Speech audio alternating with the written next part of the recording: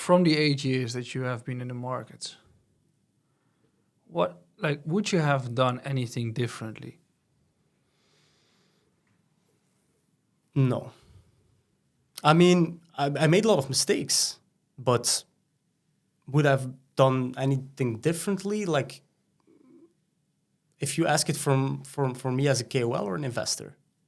Just from you as a person. Yeah, I mean, like, of course, like as an investor, you always make mistakes, Well, and as a KOL as well. I mean, but I don't know. Like, I'm not the kind of person who is going to look back in the past and feel regret about something. So maybe that's different. That's maybe a different angle that I'm touching right now. But you learn through living and doing and experience. And overall, I'm pretty happy with the journey that I had. So, would you?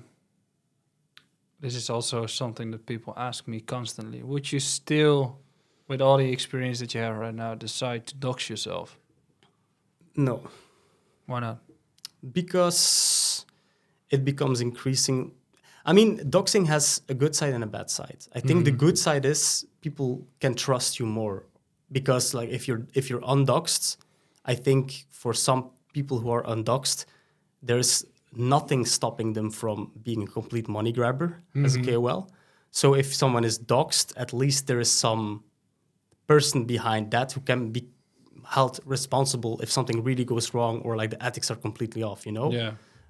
So I think in that regard, it's good. But on the other hand, it's becoming increasingly dangerous for KOLs to be in, especially in the West. I mean, like a lot of them are right now in Dubai for a reason. But for safety aspect, I would say no. Because, and also, of course, because of personal reasons. I mean, because everyone knows I'm in crypto and I have like a lot of followers. Like, so many people are constantly asking me questions and people are trying to get into my inner circle for wrong reasons, which obviously you will have as well. But yeah, for safety and these reasons, I would say no. Has it? Yeah, I mean, it also depends on having a right circle of people around you, which I didn't have 3 years ago, which I think I have right now. That helps me stay away from most of the people, or at least fact check if someone is right. But being doxed, has it helped you on your journey? I think so.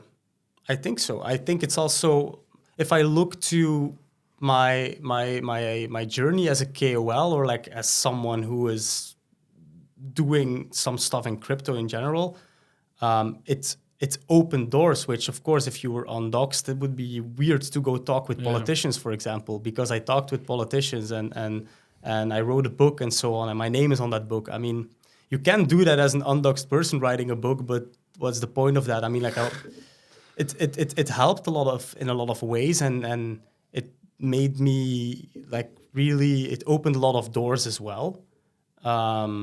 So yeah, I think it just has pros and the cons, and it depends on also on where you want to go to. I really wanted to do pioneers work in crypto. I was not here, or like I definitely didn't start my YouTube channel and so on to be like a marketing machine KOL. No, I started with the intention of I just want to educate people and I want to be someone in crypto and like push this industry forward. And I think I partially accomplished what I wanted to do, and it was not possible if you would be undoxed. That would be very weird, I think. And also, I think for most of the people that are listening right now, I think a portion has been following us for a long time. So thanks for watching. But there's also a group of people that do not realize that when we started, 99% was still anonymous. For me personally, I wanted to be doxed because I felt like this is something big and I want to have a certain impact of just being the face out there, going into podcasts or going on to well, in this case, newspapers and all those things to talk about crypto because it's great. Technologically, it's great. And now the market is everybody is doxed and has a different compass. But back in the day, it was all about technological advancements. In your case, you're a KOL, you're an investor, and you're a builder. What do you enjoy the most out of all the things that you've done? Or what did you enjoy the most? As some things have already. It all has pretty much evolved. That is a funny thing. Like of course, I'm already a full-time KOL since 2017. I don't know if you were full-time in 2017. You January were still studying, 2018. right? Back Yeah, then. yeah, but I mean, Yeah, so I'm already full-time in KOL and since 2017 because I was able to live from it. But the way of being a KOL in 2017 you cannot compare it to right now. Right now, you cannot do the same time researching the markets and just being like really deep into the markets. And that is actually what I enjoyed the most. So I would say being an investor is actually what I enjoyed the most. And the beginning days of being a KOL is also the combination between the two I enjoyed the most.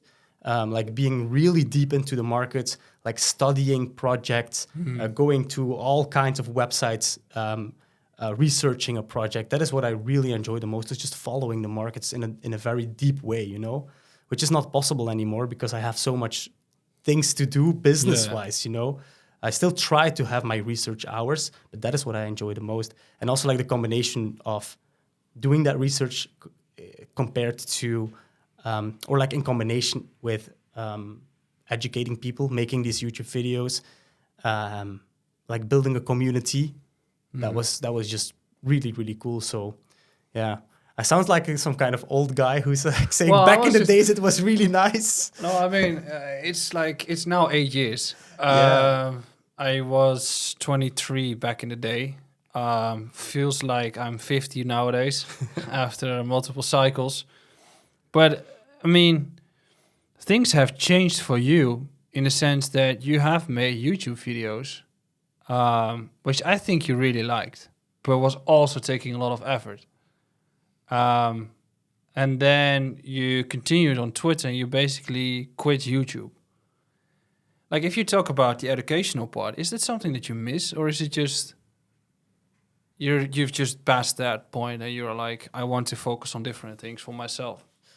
Yeah, I enjoyed doing YouTube up to a certain point, and when I really did not enjoy it anymore, I quit and I changed to Twitter, to X, and actually I really enjoyed that. I don't know like how you feel about it, but for me, doing the smaller pieces of content and just like throwing out some thoughts, some smaller thoughts on X is a lot nicer. You can do it whenever you want, wherever you want. It doesn't need like hours of research, preparation, recording between four same walls all the time.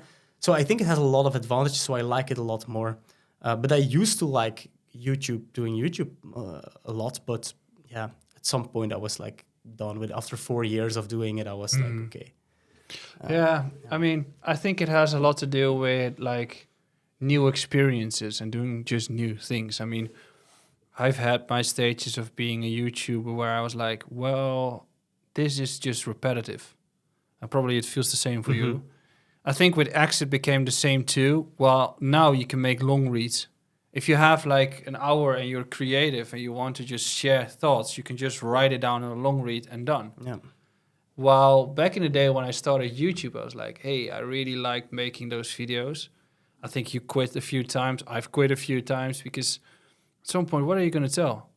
Like, where's the like spark coming from? And now we have the podcast, which is a new chapter where I can just go all in. And probably in 1 or 2 years from now, I'm going to a level that I like. I'm hitting a certain ceiling that I want to break through. I don't know how. Is it that you're like on a constant level looking to challenge yourself? To go towards a deeper level of self-growth? I don't know. I don't know if I really want to start something else at this point, so I don't want to challenge myself, like to say that I want to go like deeper and deeper, because I understand what you're saying, like as well, like the podcast right now, you can really go deep with people as well. Like it's more interesting. It's like some new form of content that you're doing, and brings a new challenge, and it brings like new learning and etc. But I personally, I don't have like the ambition to start much new things as in content creation wise in crypto. I enjoy what I'm doing right now. I enjoy the building part, because I also have like a WeRate, of course, that I co-founded. I'm like doing that a little bit. But yeah, I mean, I can imagine it feels like that, but for me, it's good as is. During these markets, I'm always looking for opportunities to build my portfolio, and OKX is bringing you an opportunity. They are the first fully licensed exchange in Europe with the lowest fees. And to help you a little bit with your portfolio and to celebrate this milestone, they are giving away up to 50 euros in Bitcoin if you sign up today on the exchange. Signing up can be done within 5 minutes, and if you deposit 100 euros worth of crypto, you'll receive the first 20 euros in Bitcoin. Start rebuilding your portfolio today. Go to the link in the description or scan the QR code and enjoy up to 50 euro in Bitcoin.